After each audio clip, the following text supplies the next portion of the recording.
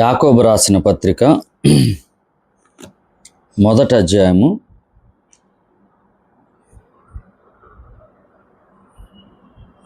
22వ వచనం. మీరు వినువారు మాత్రమై ఉండి మిమ్మును మీరు మోసపుచ్చుకొనకుండా వాక్య ప్రకారము ప్రవర్తించువారు నై ఉండుడి.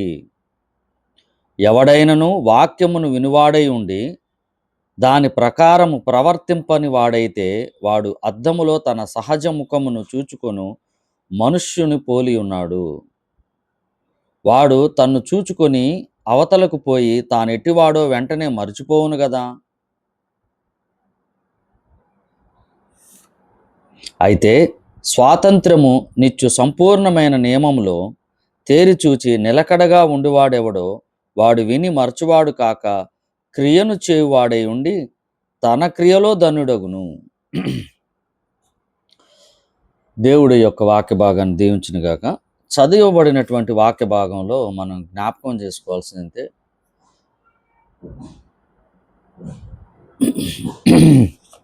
యాకోబు భక్తుడు చాలా స్ట్రైట్గా డైరెక్ట్గా ఒక విషయాన్ని చెప్పాడు మనకు. మీరు వినువారు మాత్రమై ఉండి మిమ్మును మీరు మోసపుచ్చుకొనకుండా వాక్య ప్రకారము ప్రవర్తించువారనై ఉండుడి. ఇది ఒక ఆజ్ఞగా ఉన్నది. దేవుడు చెప్తున్నటువంటి వాక్యములో మనం నేర్చుకోవాల్సింది ఏంటంటే, దేవుడు ప్రతిసారి మనకు బోధిస్తుంటాడు, మనకు చెప్తుంటాడు. కేవలం వినువారు మాత్రమై ఉండి మిమ్మును మీరు మోసపుచ్చుకొనకండి, వాక్య ప్రకారము ప్రవర్తించువారనై ఉండండి. మన క్రైస్తవ జీవితంలో అనేక రకాలుగా దేవుని యొక్క మాటలు మనం వింటూ ఉంటాం. మందిరానికి వెళ్ళినప్పుడు కానీ, నియామక కూడికల్లో కానీ, ఎక్కడైనా ఎవరైనా ఇంటికి వెళ్ళినప్పుడు కానీ, లేదా మనం బైబిల్ చదువుతున్నప్పుడు కానీ, తర్వాత సెల్ ఫోన్స్లో మనం చూస్తున్నప్పుడు కానీ, రీల్స్ ద్వారా కానీ అనేక రకాలుగా మరి దేవుని యొక్క మాటలు మనం వింటున్నట్టుగా వింటున్నాం. అయితే వినిన సమయంలో కొంతమంది అయితే ఆ వాక్యాలను ఏం చేస్తారంటే కొంచెం జాగ్రత్తగా అర్థం చేసుకుంటారు. అయితే చివరికి ఏం చేస్తారంట, దాని ప్రకారము ప్రవర్తించాలి అని దేవుని యొక్క వాక్యం చెప్తుంది. దాని ప్రకారం వినుట వలన ఉపయోగము లేదు అంటే విని వదిలివేస్తే ఉపయోగం లేదని. వినుట వలన విశ్వాసము కలుగునని దేవుని యొక్క వాక్యం సెలవిస్తుంది. అక్కడ ఉద్దేశం వేరు, ఇక్కడ ఉద్దేశం వేరు. ఇక్కడ కేవలం విని వదిలివేస్తే అని చెప్తున్నారు. ఎవడైనాను వాక్యం వినువాడై ఉండి దాని ప్రకారం ప్రవర్తింపని వాడైతే వాడు అద్దములో తన సహజ ముఖమును చూచుకొని మనుష్యును పోలి ఉన్నాడు. ఒక మనుష్యుడు లేదా మనమే అద్దంలో చూసుకుంటాం, దాంట్లో ఏదో ఉంది, దాన్ని చూసుకొని ఇదంతా ఎలా అనుకొని మళ్ళీ వెళ్ళిపోయి మన లెక్క లేకుండా వెళ్ళిపోవటం. లేదా అద్దంలో చూసుకున్నప్పుడు మనకు ఒకవేళ నల్లగా ఉన్నాం, తెల్లగా ఉంటే బాగుండని అనుకున్నాం, అర్థమైంది నేను నల్లగా ఉన్నానని. అదే జుట్టంతా చిందరవందరగా ఉంది, చూసుకున్నాం, దాన్ని సరి చేసుకుంటే పర్వాలా, సరి చేసుకోకుండా అలాగని వెళ్ళిపోతే దానివల్ల ఉపయోగం ఉంది. అద్దం చూసుకునే దేనికి? అద్దం యొక్క ఉపయోగం ఏంటంటే నువ్వు సరిలేనటువంటి నీ ముఖమును సరి చేసుకో అనేటువంటి ఉద్దేశం. అద్దాన్ని చూసుకున్న ప్రతి ఒక్కరి ఉద్దేశం అంటే నేను బాగుగా ఉండాలి, నేను ఎలా ఉన్నానని ఒకటి. రెండోది విరుద్ధంగా ఉంటే దాన్ని సరి చేసుకోవాలనేటువంటి ఉద్దేశం. ప్రతి ఒక్కరు అద్దం చూసుకున్న వాళ్ళు నేను ఎలా ఉన్నాను. అయితే దేవుని యొక్క వాక్యము నీవు ఎలాగున్నావో చూసేటువంటి ఒక అద్దం వంటిది. నువ్వు ఈ వాక్యంలోనికి నువ్వు చూసినప్పుడు అద్దము చేత నువ్వు సరిచేయబడి నువ్వు చూసుకున్నావు, సరిగ్గా లేదు, నీ ప్రవర్తన సరిగ్గా లేదు, వెంబట ఏం చేసుకోవాలి, దాన్ని సరి చేసుకుని వెళ్ళాలి. అదే విని సహజ ముఖం చూసుకున్నా నేను సరిగ్గా లేను, నాకు అయ్యా. చాలామంది క్రైస్తవులు ఏం చేస్తారంటే, అవునయ్యా, నిజమేనయ్యా, నేను సరిగ్గా లేనయ్యా, నా జీవితం ఇంతేనయ్యా, అవునయ్యా, నేను ప్రార్థనకి రావట్లేదు, ఎప్పుడో చర్చికి వెళ్ళి నేను ప్రార్థనకి రావట్లేదయ్యా, అవునయ్యా, నీ మాటలు పెడచేవని పెట్టానయ్యా అని అన్నీ ఒప్పుకుంటారు. తిరిగి మళ్ళీ వెళ్ళిపోయిన తర్వాత వారి యొక్క జీవన విధానంలో మార్పు లేనటువంటి జీవితం జీవిస్తుంటాడు.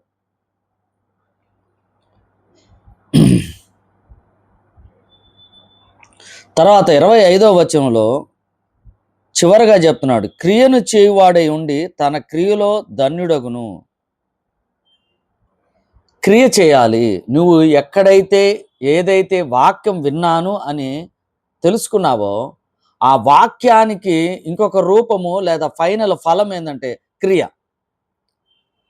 నీ సహోదరుణ్ణి ప్రేమించుము అనేటువంటి వాక్యం నీవు విన్నావు, గ్రహించావు, దేవుణ్ణి అడిగావు, అవునయ్యా నేను నా సహోదరుణ్ణి ప్రేమించట్లేదని చెప్పాను. తిరిగి రెండవ రోజు నీ సహోదరుడు వచ్చాడు.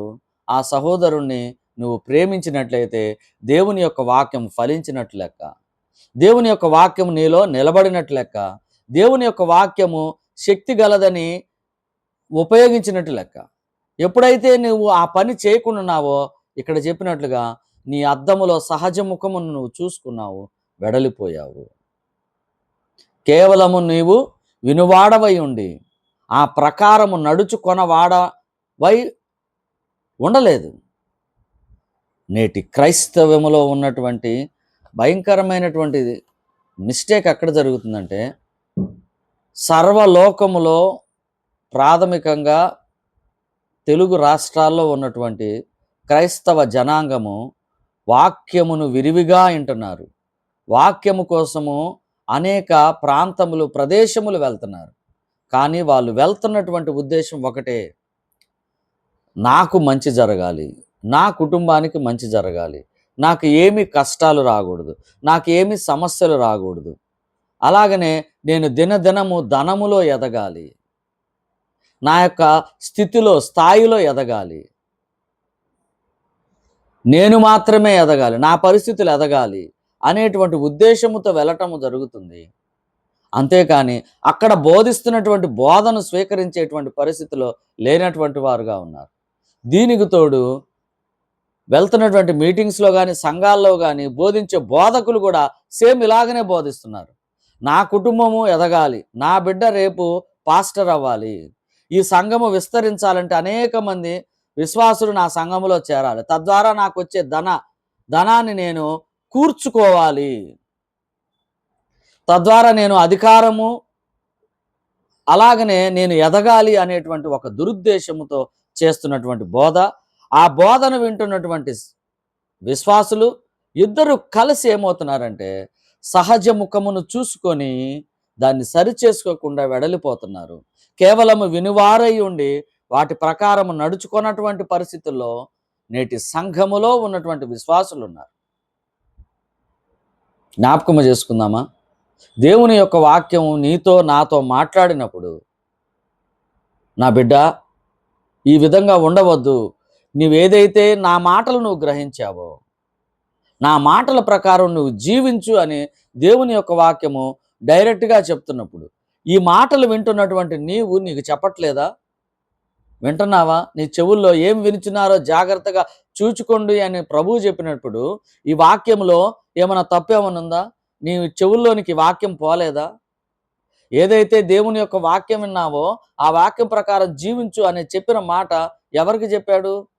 యేసుక్రీస్తు ప్రభు యొక్క రక్తములో కడగబడినటువంటి ప్రతి విశ్వాసికి చెప్పాడు. ఇప్పుడు వింటున్నటువంటి నీతో మాట్లాడుతున్నాడు. ఏమని? ఇంతవరకు నువ్వు ఉన్నటువంటి పరిస్థితి వేరు, ఇప్పటి నుంచి మార్చుకో, సరిచేసుకో, నీ ప్రవర్తన సరిగ్గా లేదు. అర్థం అనేటువంటి వాక్యము నీ ముఖాన్ని చూపిస్తుంది. నువ్వు వాక్యం వింటున్నావు, ఆదివారం సేవకులు చెప్పే మాటలు వింటున్నావు, సంఖలో బైబిల్ పెట్టుకొని మళ్ళీ తిరిగి ఇంటికి వెళ్ళిపోయి నీ పని నీవే, దానివల్ల ఉపయోగం లేదు. శరీర కార్యములు నీలో ఎలాగున్నాయంటే అలాగనే ఉన్నాయి, వాటిలో మార్పు రాలేదు, ఆత్మీయంగా ఎదిగి ఉండలేదు. రక్షించబడి ఎన్ని సంవత్సరాలైంది? అప్పటి నుంచి ఇప్పటి వరకు నీలో ఎదుగుదల ఉన్నదా? ఎదుగుతున్నావా? ఎటువంటి పరిస్థితులు లేదు. ఇటువంటి పరిస్థితిని మనం సరిచేసుకునే వారంగా ఉండాలి. మన జీవితంలో దేవుని యొక్క వాక్యం మళ్ళీ మళ్ళీ మళ్ళీ మళ్ళీ ఇదే వాక్యాన్ని నీకు బోధిస్తున్నాడంటే, నీకు తెలియజేస్తున్నాడంటే దాని అర్థం ఏంటి? మార్చుకో మార్చుకో మార్చుకో అని చెప్తున్నాడు. నువ్వు ఇంకా మార్చుకోకుండా వాయిదాలు వేస్తూ నిన్ను నువ్వు సరి చేసుకుండా చేసిన తప్పే పలుమార్లు చేస్తూ ఉంటే మరి దేవుడు ఎంతకాలం నీ వైపుకి చూస్తూ నిన్ను కనికరిస్తాడు చెప్పండి? నువ్వు చేస్తున్నటువంటి తప్పిదం ఒకరోజు నీ మీదకి వచ్చినప్పుడు దానికి బలి అవటమే కదా. ఆనాడు దేవుడా దేవుడా నన్ను రక్షించని చెప్పినప్పుడు కూడా దానికి ఉపయోగం లేనటువంటి పరిస్థితిలోనికి నీవు నేను వెళ్ళవలసిన వారమే కదా. మనము సరి చేసుకుందాం, ప్రశ్నించుకుందాం. నిజంగా నేను అలాగున్నానా? వాక్యములో వాక్యం అనే అద్దెములో మన ముఖాన్ని చూసుకున్నప్పుడు మన ప్రవర్తన సరి చేసుకొని దేవునికి ఇష్టమైనటువంటి జీవితం జీవిస్తూ మనలో ఉన్నటువంటి పరిశుద్ధాత్మ దేవుడు మనల్ని సర్వసత్యంలోనికి నడిపిస్తున్నప్పుడు మంచి చెడుల గురించి తెలియచేస్తూ చెడుని మరి తిరస్కరించమని, మంచిని స్వీకరించమని, నేను ఏదైతే చెప్పానో ఆ ప్రకారంగా జీవించమని చెప్తున్నప్పుడు ఆ వైపుకు వెళ్ళవలసిన వారమై ఉన్నాం కదా. దేవుణ్ణి ఏదో ఉద్ధరిస్తామని నీ కానుకలతో దేవుణ్ణి ఏదో పెంచి పోషిద్దామనుకొని 4 రోజులు సంఘానికి వెళ్తే లేదా మందిరానికి వెళ్తే దేవుడు నాకు మంచి చేస్తాడనేటువంటి ఒక దురాలోచనతో, అత్యాశతో, దుష్ట స్వభావంతో నువ్వు వెళితే దాని వలన ఉపయోగం ఎంత మాత్రమూ లేదని మనం గ్రహించినట్లయితే, దానివల్ల ఉపయోగం లేదు. దేవుడు ఆ మాటలు వినడు కూడా. సేవకుల విషయంలో అక్రమము చేయువారులారా మీరెవరో నాకు తెలియదు అన్నప్పుడు విశ్వాసులైనటువంటి మనం కూడా ఆయన పట్టించుకోకుండా, ఆయన చూపినటువంటి మార్గాన్ని నడవకుండా కేవలము నామకార్థపు క్రైస్తవులుగా వెళ్తూ ఉంటే మనల్ని అక్రము చేయువారులారా మీరెవరో నాకు తెలియదని చెప్పడా?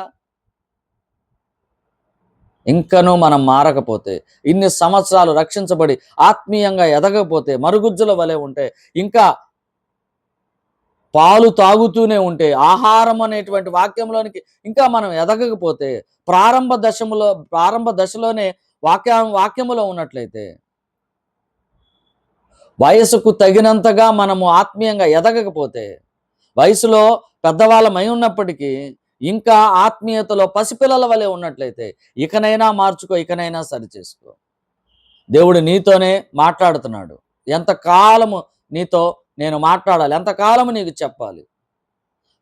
చెబుతున్నప్పుడు వింటున్నావు, ఒప్పుకుంటున్నావు, కానీ తిరిగి మళ్ళీ అదే పరిస్థితికి అదే మార్గంలో నువ్వు వెళ్తున్నప్పుడు ఒకరోజు నిన్ను వెళ్తున్నటువంటి మార్గం నిన్ను చుట్టుముడుతుంది. ఆ రోజు నిన్ను రక్షించటానికి దేవుడు నేనేమి చేయలేనని చెప్తున్నాడు. సరిచేసుకుందాం, సక్రమంగా ఉందాం.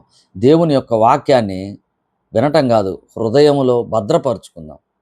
ఒక నాటిన మంచి వృక్షం వల్ల పెట్టుకున్నప్పుడు దాని ఫలాలు సమాధానం వైపు నడిపిస్తాయి.